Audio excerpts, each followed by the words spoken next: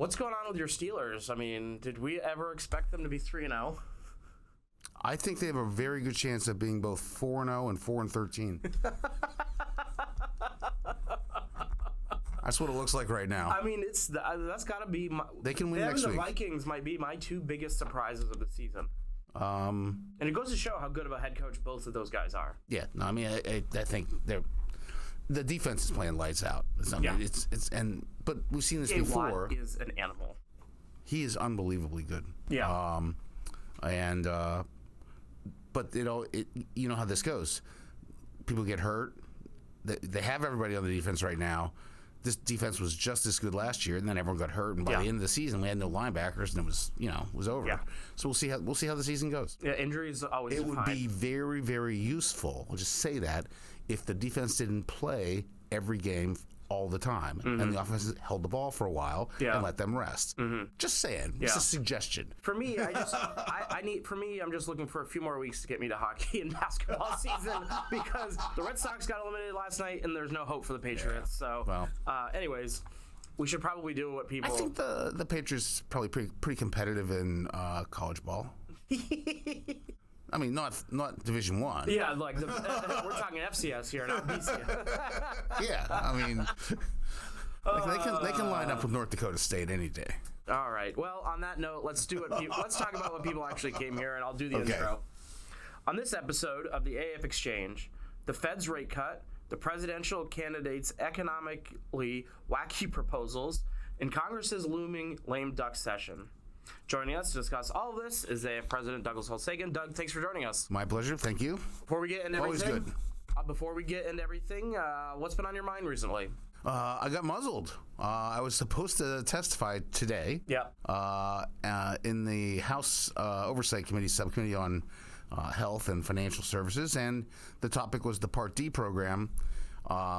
Many people have heard about the so-called negotiation regime in Part D that came with the Inflation Reduction Act, and the first 10 drugs have been negotiated, and they announced the prices, and we've done some work on that really, I think, comes to a pretty simple bottom line, which is the original vision of Part D was private sector negotiation between insurance plans and manufacturers. Yep. That goes on now. And then there's this additional business where the government steps in and threatens them with, big excise tax and stuff. The former got a lot more savings than the latter. Yeah. And that's either because they're better negotiators or they've negotiated essentially all there is to get, and there's not much left. We don't know because one of the unfortunate features of the IRA is there's no transparency. Mm-hmm.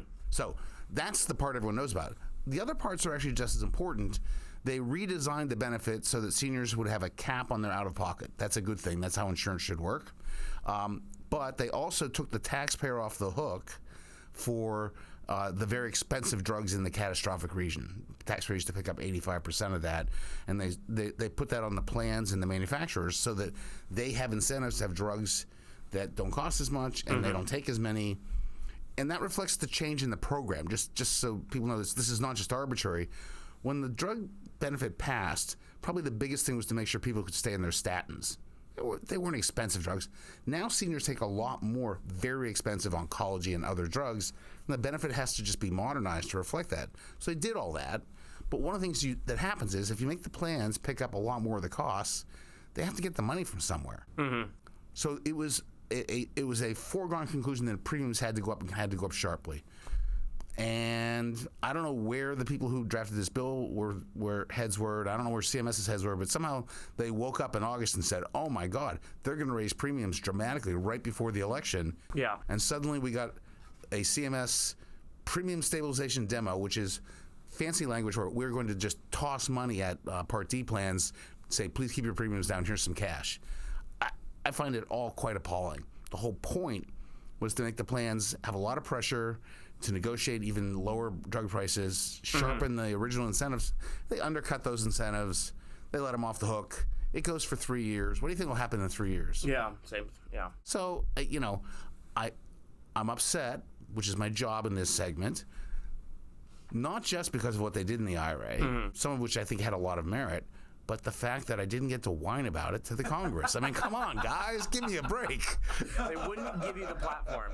So, I mean, but I mean, what would have been a better way to go about doing some of these things? You want the same end game. Yeah. You want to just phase it in so that the changes aren't so abrupt that they scare people. Yeah. And I do think seniors might have been quite scared. Yeah. For a while now, Part D's been, from the seniors end, pretty straightforward deal. Sign up for the same plan every year. Formula is the same. Premiums have been the same. They've been pretty flat. So now all of a sudden, all those things are likely to change. Premiums go up. When you're trying to control the drug costs, you change the formulary. Yeah. Some of the plans probably wouldn't have made it, so some go away, and now you got to get a new plan. I think seniors would have thought, "What is going on here?" And that kind of change has to be managed and should be done with a little bit of, hey, this is coming, and then some, it's going to take 2 years, and then you'll know where you are. None of that was built in. Yeah, interesting. Well, on that, let's turn the corner and talk about the now economy. I can stop whining. I don't think so. Something tells me. Anyways, last week, as largely expected in some, the Fed cut rates, what was kind of unexpected was they cut by 50 basis points. What's your take on that? So I think by the time they did it, it was not unexpected. Yeah. I, in fact, was at a conference and was asked point blank, and I said, I think they will do 50, and I think they should do 25.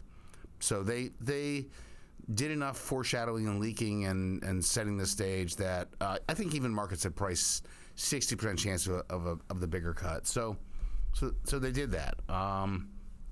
Remember, the mantra at the Fed has been, we can become less restrictive when we are confident that inflation will return to the 2% target and remain there.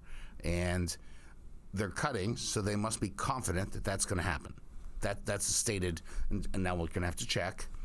I at least look at the actual data, and maybe I'm not as confident, but we're at 2.5% inflation when you get right down to it.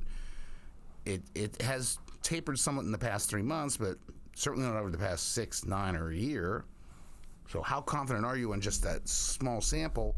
I'd have gone 25, held the option of going bigger later, and you could. Yeah. So I'm a little confused by that. And especially, given that the stated reason to ease is they had to support the labor market, which Powell described as in need of it, and there's no evidence of that whatsoever. I mean, we got claims again this morning, down modestly from last week. I mean, there's been no indication of layoffs in the economy. There's been slowing hiring, no question. ADP reports say in the small business sector, especially the past 2 months, have been negative. But, we're not falling off a cliff. Yeah. So in those circumstances, I think moderation should be the... Yeah. So, I mean, they have 2 more meetings left this year. We could see another cut. We could see probably stabilization. The market's pricing 250 basis points of cuts between now and the end of next year. I think that will end up being disappointing. Yeah. Like, that's not going to happen. Seems like a lot. That seems like a lot. But, yeah. But they can cut more. There's no question. They're not going to stop at I don't know if he 4 came 3/4. out. I don't know if he came out and said it, but I remember one of the lines that stood out in my mind from Powell's speech last week was that the era of free money is over. Essentially, Good. Like we're not going back to free Man, I'm so money tired of rates. listening to the CNBC. I mean, I'm a great whiner. I'm like one of the world's great middle distance whiners. Natural ability and training will do that. But like the people on CNBC who want free money are even worse. Yeah. Interesting. Well, tomorrow we'll get, I guess, our first read since, this on where inflation is. But this is also kind of, we're still looking back before the Fed cut rates. Yeah, these data were... so this is the PCE index. Tomorrow we'll get the PCE index. What will we learn? It's the PCE index for August. The meeting was September.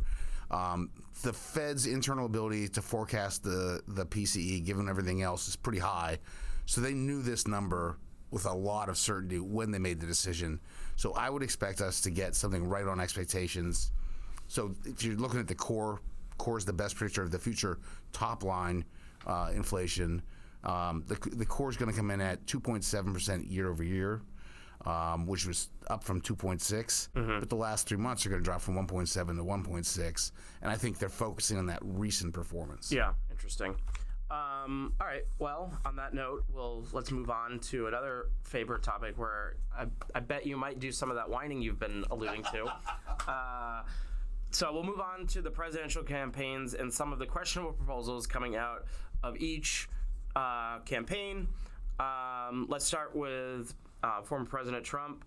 What are three or so that have caught your attention, and give us your take? Well, let's just take the Trump handout tour of tax proposals where no tax on tips, and then no tax on Social Security, no tax on overtime, tossed in somewhere a cap on interest rates, on credit cards, and now he's going to have tax breaks for foreign firms to live in the U.S., cut the corporate rate to 15%. He's reiterated that. The beginning of that list, I think, is indefensible. No tax on tips, no tax on Social Security, no tax on overtime. Different kinds of income shouldn't be treated differently to the extent possible. Tax people on their income, treat all the components equally, don't distort market decisions. This violates all of that. Yeah. And it's not a comprehensive growth strategy, which is really what we need. Now, the corporate rate is a completely different animal. I am one who believes deeply that the cut from 35 to 21 made an enormous amount of difference for the U.S. economy. I don't see an enormous urgency to go to 15, but it would be beneficial. The question is sort of what comes along with that. I certainly don't see why you would cut the rate to 15 and then whack the economy with what looked to be $3 trillion in tariffs at a 10% rate. If he goes to the 20% across the board tariff, I don't know what that'll score out at. It doesn't. The real problem is it's incoherent. There's no internal consistency. What the U.S. needs is a tax reform that gets rates as low as possible, broadens the base as much as possible, focuses on taxing consumption more than saving investment and innovation. And this doesn't fit into that at all. Mm-hmm. On the other hand, let's do the same for Harris. I mean, from an economics perspective, what has she proposed that has caught your attention, either good or bad? I can't name anything that I consider particularly good. Mm-hmm. Her claim is that she's going to lower costs. That's the primary claim. So she says, well, for example, we're going to give people $25,000 for first-time home buyers. Well, that's just going to raise the price of homes, not lower it. So there's a difference between the price or the cost of something and then what you have to pay out of pocket because they're getting a ton of taxpayer dollars. She's a big fan of the latter, but that doesn't solve any real problems. It just creates a big spending program. So she's got some of those. I mean, she's still talking about paid leave, child care for everybody, huge child tax credit. These aren't genuine cost reductions. Mm-hmm. These are just big transfer programs. Then they're not pro-growth. Like they exacerbate. Both these folks exacerbate our budget problems tremendously. Yeah. She gave a major address yesterday. I mean, that was advertised as a seminal address. Little historic footnote. It was in Pittsburgh at Carnegie Mellon on exactly the same stage where in 2008 John McCain gave his most important economic address. One that I personally will never get over. The PTSD is quite strong. But, same setting. And I thought it was really underwhelming. I mean, just incredibly. The new thing in there was this idea of some tax incentives, tax credits, it turns out, that would be cleverly deployed to important things, whether it's AI or advanced manufacturing or something. And also, somehow we're going to bring the steel business back to Pittsburgh and save the unions. So these are really magical credits. These are fantastic. But the staffs of the campaign said it's going to be $100 billion over 10 years.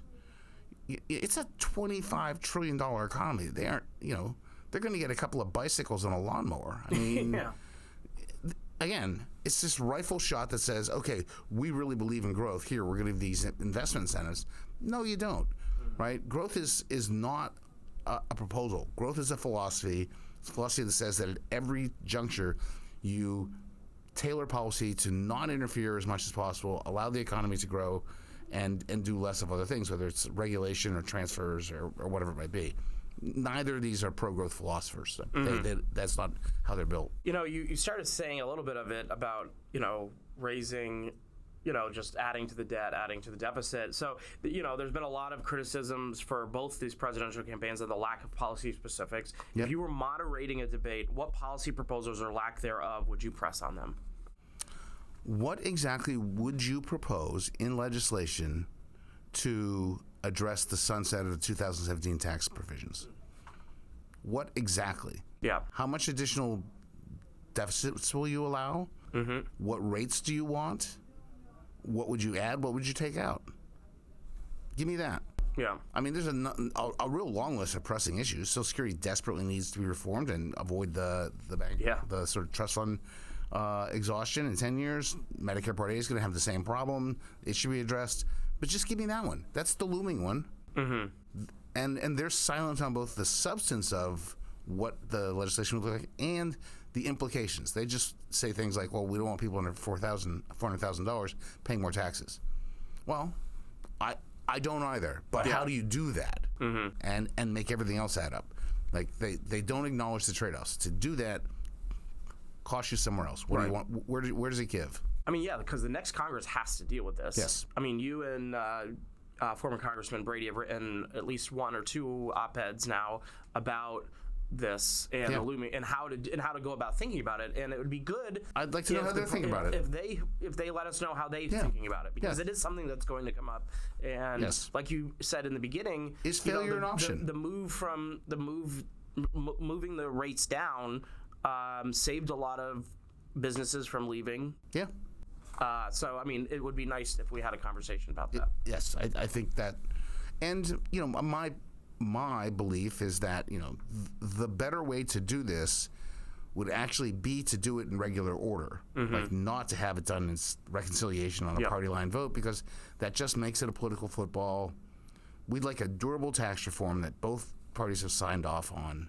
And that's, to me, the one that people ought to be thinking about, because I think the probability of mixed government is quite high. Yeah. And so something has to happen, likely in the context of both Democrats and Republicans having to weigh in on the bill. What does that look like? Yeah, I mean, but the other issue that I'm surprised we don't hear more about, because we're coming up on it, and it's a little bit further out, but it's the debt stuff. I mean, it seems like neither candidate really has made a whisper on it. I mean, it's not. That's just a softball. I know. I searched up here. I searched the transcript of their debate, and the word debt does not appear. Yeah. Not once. So, the debt ceiling comes back January 1st. Yeah. On that day, it will reset to the amount of debt outstanding, which means that on January 2nd, we will be over the debt limit unless Treasury begins the extraordinary measures, which they will. Yeah. But how much conversation have you heard about that? Yeah. Not a peep. Right. I mean, and I think AEI put out a study that 2034, which is not too far off, is when we'll get to a period where debt to GDP is unsustainable. So again, it would be nice if we were having this conversation. It's not the most look, glamorous topic. I talk about this all the time in front of a variety of groups, and all I do is depress them, and so it's not the most uplifting talk. I get that, but interest just passed $1 trillion in a fiscal year for the first time. We're not to September 30th yet. It's bigger than the Pentagon. Like, this now matters enormously. Well, on that uplifting note, let's do the trivia. What's up with that? Talk about the Patriots. I think the debt's a slightly more optimistic topic. We have a quarterback. The debt doesn't. All right, trivia. Under the best case scenario for a permanently expanded child tax credit and a 10% increase in the corporate tax rate, investment would fall by X percent. 8%. Yeah, it's a little lower, 1.2%. But still. That's the long run number? Yeah. Okay. The long run number. No, this is the study that we put out, Jordan and I. There's been a lot of talk about expanded child credits. J.D. Vance floated it on the Republican side. Had a couple in the Senate. Rubio, Romney. Democrats have pushed this pretty hard. There's a non-economic component to it, sort of pro-family policy stuff like that. But there's also an economic component that gets pushed pretty heavily. That this is an investment in the future labor force. this investment will produce better educational outcomes, higher skills, greater productivity. It's very important to do that. And so that's been pushed very hard. People seem quite comfortable raising the corporate rate. You hear lots of proposals. Harris says, let's raise it to 28%. Yeah. I've heard that from other people. So we just ran the horse race. Said, okay, suppose you want to have this big child credit, costs $1.4 trillion over 10. You have to raise the corporate rate 10 percentage points to pay for it. And it turns out that in the short run, the only good news in the economy is that consumption's a little bit higher because you're handing people a lot of cash and they spend it. We've seen that movie. Over the long run, everything goes negative. After-tax wages go south, investment goes south, GDP goes south. It's not a good trade. And so the benefits of those child credits are overstated in most discussions, in my view. Mm-hmm. That was a really good research paper, and hopefully people go take a look at that when this issue comes back up. It's right on the front page of our website. If we're doing something in regular order, we know that's part of the conversation. Yeah. So some, people would want the bill to contain those components and then other stuff. Right. Well, if that's the core components, call me disappointed. Yeah. Well, interesting. All right. Well, one final topic today. Congress is set to vote on a continuing resolution to fund the government through the election. They did it. They did last night. They voted on it. So government funded through the election at this point. To December 20th, to my surprise. December 20th. I had forecast the 13th. They always go to the Friday before Christmas. This time they just went straight to the Friday before Christmas. Straight to the 20th. All right. Yeah. So it gives them a little bit more time. Yes. So, anyways, that's setting up a lame duck session regardless. Yes. Beyond extending government funding, what other issues might come up? Well, I think the threshold issue is, will it extend government funding in another CR, or will they tie it all up with an omnibus appropriations bill? That's going to be a political decision based on the outcome of the election. And, I think it could go either way at this point. The same is true of some things that I think they should do, right? So debt ceiling, as we mentioned earlier, is coming up. January 1st is a really unattractive date for it to go live because no one will be sworn in, and we could very well be staffing up new administrations. So, I think it wouldn't be crazy for Congress to say, okay, let's just kick the suspension another 90 days and deal with this after we're all in our seats and know our assignments. That could be on the table. They have done temporary extensions of farm bills. They have done some things on other programs. They need to come back and do those. We have the traditional NDAA, the Defense Authorization Act. That hasn't been done yet. So there's a whole list of things that they got to get to. And so the lame duck will have some things they have to do. Mm-hmm. There's always peak lame duck in optimism right about now. Yep. Right, late September, early October, and then as the election happens and it's bitterly contested and the aftermath, people are too tired to think. They probably do just what they need to. So they'll list theirs about what they need to do. Or they've lost and don't come back. Don't come back, right? But the survivors get to. I mean, yeah, because I remember, I think it maybe was 2 years ago when Manchin and Tillis and etc. were talking about doing all this stuff in the lame duck. Sure. So you get this laundry list of things. Oh, we'll get it done in the lame duck. We'll get it done in the lame duck, and then they don't. And then they don't. So it'll be interesting to see how that plays out and what we get. I imagine they'll have enough on their plates to just get, like you said, the debt ceiling done. Can't expire on January 1st. That's an unattractive time. Really is. And making sure that you fund the government and you're not closed through Christmas. That's unthinkable. I think what's more likely is they end up just doing another CR to like March. Yeah. And that's again, but that all depends on what the election outcome is. Very are we much. Looking at divided government? What administration are we looking at, and all that? Yeah. So. I can spin lots of fairy tales, but let's just say there's a task list. Someone's gonna have to do it. You're right. All right. Well, Doug, thanks for joining us on episode 154. So outstanding. Closing in on 200, maybe next year. Well, I mean, what's your favorite number? Oh, we passed that a long time 171, ago. I think. Be great. 171. I'm looking forward to 171. All right. We can. I think we can get there by next year. Doug, thanks for joining us. You bet.